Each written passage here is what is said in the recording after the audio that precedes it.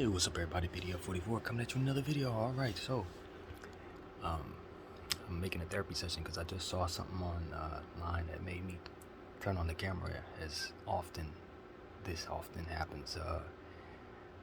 First of all, I want to send a rest in peace to Coach Paul Silas.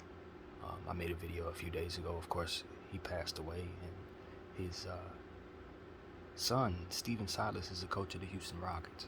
And so Houston Rockets have been winning games, and he decided to coach his game tonight against the Phoenix Suns. And at the end of the game, after he had gotten the win, the coaches, he and Coach Monty Williams, had a moment at center court where Monty just kind of gave him a nice embrace, and letting him just kind of just sit there in that moment and kind of reflect in that and just kind of have a fellowship. Obviously, we won't know what was said, but you could tell it was genuine. You can definitely tell that Monty Williams was in a position to really provide comfort, genuine, compassion for somebody who was dealing with bereavement. And so, it was just something that made me want to turn on the camera and send condolences. I remember what Monty Williams' circumstance was, losing his wife. I'm not sure how many years ago it was, probably about 10 years ago, in a very difficult to absorb situation where his wife had lost her life in a tragic car accident to no fault of her own. And so that was a story that touched all of us. We remember Monty going through that, and I just really remember thinking that it's so difficult when you see good people go through things like that. But I just know that when good people suffer difficult things, if those difficult things don't completely break them, they're going to be in a position to take what they've went through and help somebody else. And sure enough, I saw that example right there. And I'm sure he's had that example in his life more than once, maybe not limited to this moment. I'm pretty sure both of them have consoled people during difficult times, and they both probably lost people before this moment. But this was a situation where we could see it. You could see it. When we talk about the compassion that people have for one another and the compassion that animals display to one another, this is the type of thing that helps us understand energy. When I say reading energy, that is what I read there. Energy. I saw compassion. I saw something that everyone alive who's lost someone who's consoled someone should be able to identify or maybe even relate to. Animals, humans alike. That is something that you don't even have to be a person to actually see what was going on in that screen and have some understanding that it was a very, very serious moment. And so that's just something I want us to kind of reflect on and think about, because it is the very thing that we talk about in regards to understanding what it is that we're looking at, identifying the type of behaviors that come our way when we label it certain things like love, or label it certain things like hate or bigotry or what have you. Being sure that we're reading the energy properly so that we can apply the right stuff to whatever it is, whether it be a praise or punishment. I think we've gotten to a point in our society where we've allowed that to get lost. We don't read energy anymore. We just apply labels. We look at images and we call it a day. But when I see stuff like this tonight on the basketball court, I'm reminded that there's genuine energy that I can pick up on, that I don't need anyone to explain anything to me. I don't really need a whole lot to be able to understand when goodness is taking place. Just like I don't need a whole lot to define bad for me. I kind of am able to discern what is what. And so when I look at people misreading energy or misdefining a person's intentions, like what we saw with the Kyrie Irving situation or what we see with other situations at times, you just want to reflect on moments such as these where I didn't need a middleman to necessarily tell me, even though it was a middleman, ironically, who showed me the image, because it's in a platform from which platforms often show us everything. But it's like, we were able to witness these men provide comfort based on circumstances that they have one had faced and the other was facing. And it's like, that's what we all need to do. That's an example we need to see. Those are more of what it is that we need to make normal, make cool, make appropriate, is that from which those two provided each other in that moment. Because we're all have to understand that everybody that we run into, random stranger, is going through random thing. And what do we all agree? What do we all experience? The same things. Hurt, pain, bereavement at various different moments, and we don't know who we are dealing with at any given moment. So we just have to assume that everybody's healing from something. And so if I'm to assume that you're healing from something at all times, or in a position from which you can say you've been healed and can now console someone else, then all I have to do as someone who wants to inspire is get you to understand what it is that people respect. And that, my friends, is the compassion that I saw between those two individuals. It's compassion based on both having an understanding that this is a moment they can help one another.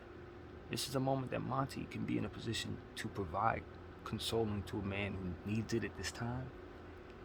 And the person who needs it can understand that they can provide themselves to be that help, so that Monty's pain could be of some purpose for what he went through, so he could be a blessing to somebody for what it is he's been through.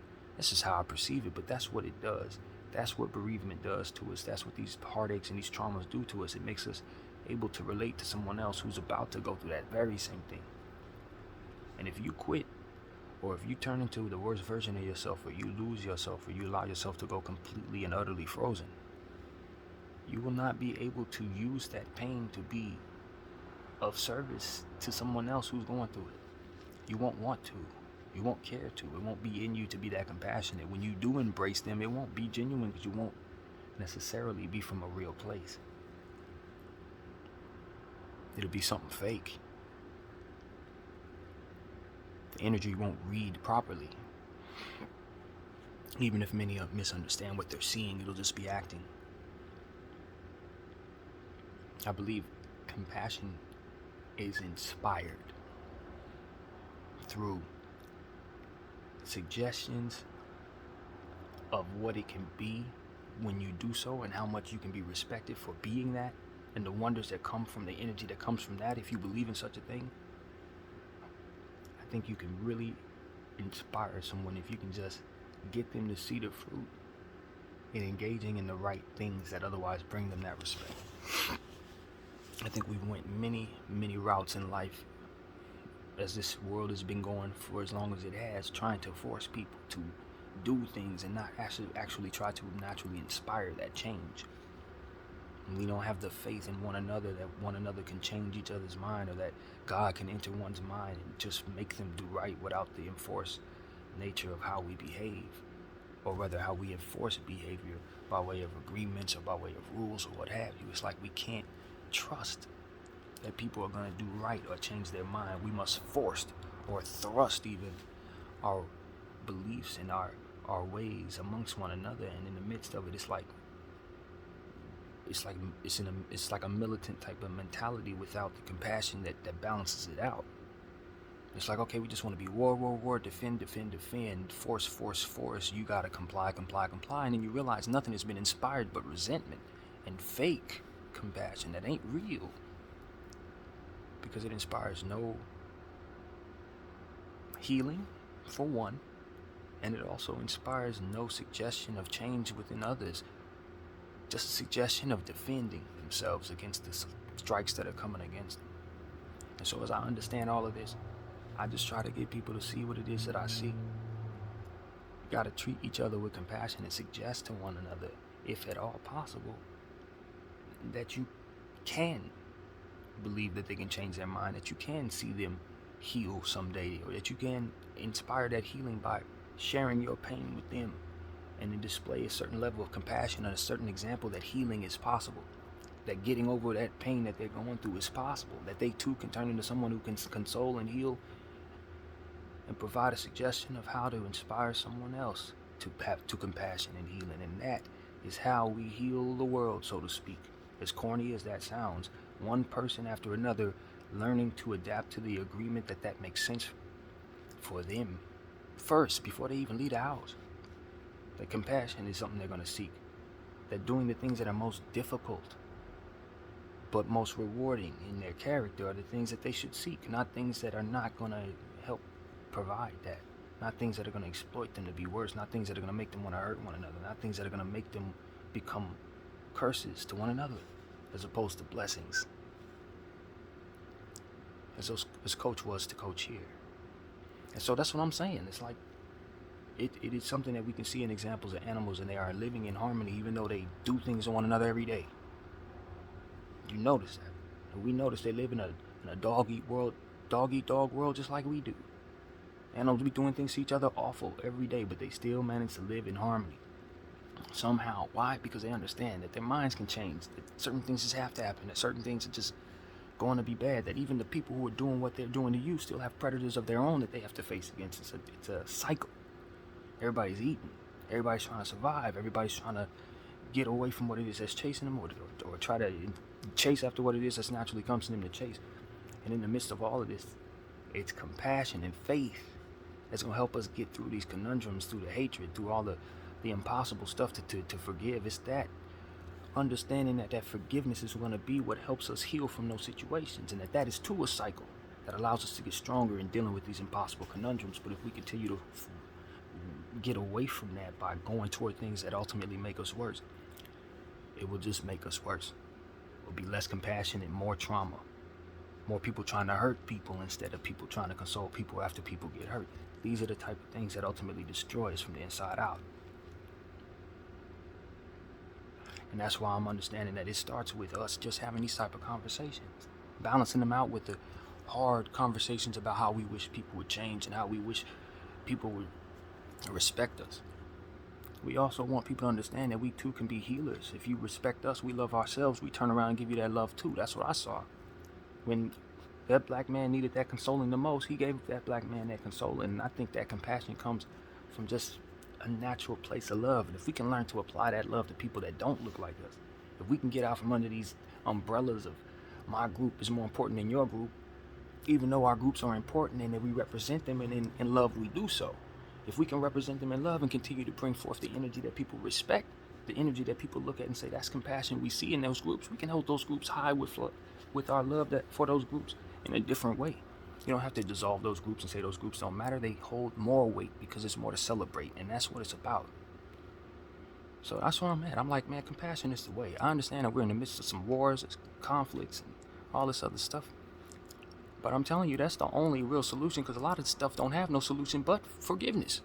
Some of this stuff, you just going to have to forgive somebody because too much wrong has been done. Too many people have crossed too many lines, and ain't nothing else to do but stop. And that's the point. A lot of these conflicts don't have no solutions, bro. None. Too much has happened. You just got to stop. And the only way you're going to learn how to stop is to understand that it's the chess move of compassion that's going to make you stop. It's going to make it easier for you to stop. You don't want to stop because you don't know how to want to stop. All you know is revenge, defend, attack. It's not going to provide you any peace. War brings pain, pain brings trauma. Trauma brings volatile minds who do bad things to a lot of people at one time. That is what I know. When you don't have compassion, you know what that turns people into? Monsters. Absolute monsters. You want to know why people walk into places and do crazy things like that? It's because this is missing. This, right here. We cannot identify where compassion is needed. Instead, we're applying bullying tactics. Why? Because we see examples of that. Make that cool. You know what I'm saying? We see examples of how we need to draw a line in the sand and defend ourselves against people and be in competition with people and cause whatever we're going to cause that way. That's something we agree to. What energy does that bring us? Conflict energy. What does conflict energy bring us? If not for forgiveness, war. We're funneling each other toward war. We're funneling each other toward the very things that bring us the same peace that we don't believe in. And in which we continue to do the same things over and over again, we just accept the fact that we can't change. It's a glorified metaphor for what I saw in the basketball game yesterday. Just you're up by 10 or 11 points, you make 2 mistakes and suddenly think you can't win, even though you've been doing everything that gets you to win. Up until that point, you just lose. It's like, I don't believe in myself, so let's apply the stuff that we know could work but doesn't give us the best energy, but at least it'll get people in line. It's like, nah, then you're going to bring yourself to loss. You're going to use the clock. You're going to think you're going to get the victory by not playing the way you've been playing, and you're going to watch the other team take it to you the way you took it to them because you just showed them an example of what does work. And that is the point. It's like people need to just keep their confidence, because you're doing things. When you show that compassion, when you look at the compassion that's taking place, that's the healing that's going to keep that dude from turning into the monster that does that thing that we're talking about. It's chess, not checkers. And when we're talking about energy, it starts in the mirror. You know what I mean? And then it goes out into how we handle our world. And then it starts also with us believing that forgiveness is something we should hold in our back pocket. You should have it ready as a chess piece to your energy. And if somebody's going to do something, and you are going to need to see the fruit in trying to find it in you to forgive them before they do it, it's something you should seek. I ain't going to tell you to want it, but you should want that, because it's going to help you with this. I'm telling you, a lot of times people find themselves traumatized because of what their mindsets are before the event takes place. If you're in a place of peace, when certain things happen, you're already going to have a connection with God, so you ain't going to view it the same way. Somebody going to do a certain thing, you already know that person came from God if they ever gave you a good thing. And if for some reason they turned into something that wasn't good anymore, that means God decided not to use them anymore. So you just got to let them go.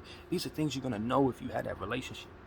These are things that you're going to know if you start having compassion and allowing that compassion to heal you and allowing that compassion to help you heal others. These things will allow you to heal from lost love, lost money, lost circumstance, lost whatever. The evil that wants to turn you into something that can't help somebody will effectively fail, and you will turn into somebody that does help somebody because of it. You see examples all over the place. People go through traumatic situations, lose somebody to a certain thing, and then they start a foundation over it. Raise billions of dollars just stemming from the fact that they wouldn't let their parent turn it into somebody else. That they wouldn't let what they went through make them something that could not turn into someone who could be a solution for everyone who went through what they went through. You know what I'm saying? The devil lost. Try to turn me into a monster. Trying to turn me into somebody who lives in a box. I lived through this. Now I'm turning myself into somebody who helps others stay out of that position by providing that compassion, or providing that love, and providing that healing that I know how to find based on the compassion that was shown to me by somebody else who went through the same cycle. And that, my friends, is how we do it. We pass it along, just like the evil's passed along. You're rude to somebody, they're going to be rude to somebody else. They're going to be rude to somebody else until they decide to not let that evil pass no more through them. That person was rude to me. I'm letting it shake off my shoulders. Why? Because I'm not passing it to somebody else. But when it comes to something good, somebody gave me something good, somebody gave me a break, I'm going to look for an opportunity to forgive somebody else in return to that. It's called paying it forward. Pay it forward. Somebody did something good, give it to somebody else, because that somebody else may choose to do something good for somebody else. Or even better, if they're a monster, that's one less straw that's breaking their back, turning them into somebody crazy and doing something horrible. You know what I mean? It's like, these are the type of things that I just see. It's just like, it's a cause and effects, domino effect, etc. Butterfly effect even. And if you just understand that before you leave the house, and have that forgiveness in your right pocket and that compassion in your left, and be ready to apply it as such, your energy will be right, and you will be able to start a domino effect of the other effect that helps provide compassion and healing amongst those circumstances for which we speak. So that's pretty much what it took me, man. I just want to help people understand what I see in energy, man, because a lot of times we look at energy like, I don't have to do that. Or you will be like I used to be. Sin came my way. Something happened to me, so I'm going to take my pound of flesh out. I want to do some evil because evil came my way. Don't be like that, man. It's chess, not checkers. Apply it the right way. If you want good things to happen, what are you going to do? You're going to do things correctly. Energy's the same way, man. And these agreements we have confuse us. Like, let me go after the wrong stuff. Let me go after stuff that's going to make me unhappy. And then from there, not apply compassion or apply forgiveness or what have you, which will turn me into a monster then. It's like they're funneling us into being that by telling us to want stuff that's not going to make us happy. Let me go after money, so then I'm going to go after a person that has money instead of somebody that has compassion or that's evenly yoked with me, and then our household's going to fall apart from there. We don't have it together. It's like and we'll have children, and of course that I'll be raised in that situation, so now they have split up households. It's like all of this stuff it's avoidable. It's avoidable by first wanting certain things that you don't necessarily want. You want the woman with the money. You want the guy with the money. Okay, well, that's where the problem started right there. You should have wanted somebody with more than just that. You should definitely not have had that be the main standard for what it is you're trying to build a household with. Because you got to spend time with a person. You got to share DNA with a person, all these different things. That money is only going to bring you about a fourth of what it is that you actually need to make it work over time. So that's what I'm saying. They know that. They know that, man. And they're telling us how to start the domino effect of things that are going to make us monsters. And I'm telling you, I know how to start the domino effect that'll help us heal from all that. Heal. And it's chess, not checkers, just like everything else. It's math. If it don't add up, don't apply it. And it's hard for people, you know. I know I'm a mathematical mind. People have feelings. Feelings get in the way. Urges, things they can't control, all of that. And this is where it starts. This is where it starts with that.